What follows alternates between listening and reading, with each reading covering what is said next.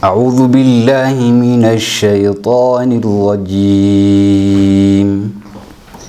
بسم الله الرحمن الرحيم. يا أيها النبي اتق الله ولا تطع الكافرين والمنافقين إن الله كان عليما حكيما. بسم الله الرحمن الرحيم. الحمد لله رب العالمين، والصلاة والسلام على رسول الله وعلى آله وصحبه أجمعين.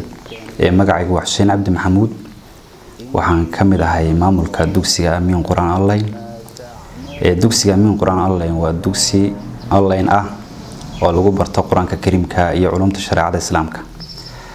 Dugsiga wax ka barta oo ka faa'iideysta ummadda Islaamka ee ku dhaqan daafaha dunida, gaar ahaan ummadda Soomaaliyeed. habkan wax ku dhigna waxa weeye hab online ah oo live ah. ardayda galaasaska wax lagu bixiyaa live.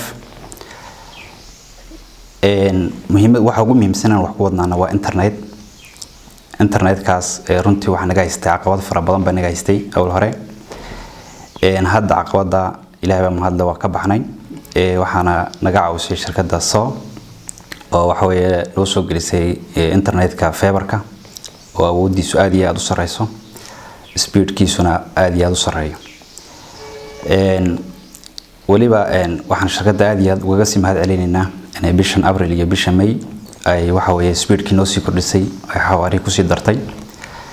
taasina ay waxa weeye ka qaadan doonto kor sii qaadi doonto wax dhigisteedii iyo galaasaskii aan ku bixinaynay waxa weeye live-ka. shirkadda aad iyo aad baan uga mahad celinaynaa.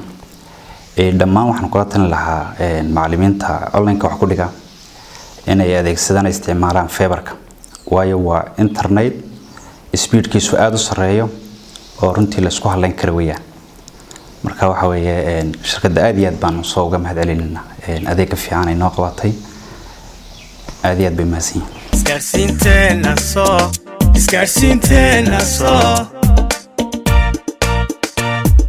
soo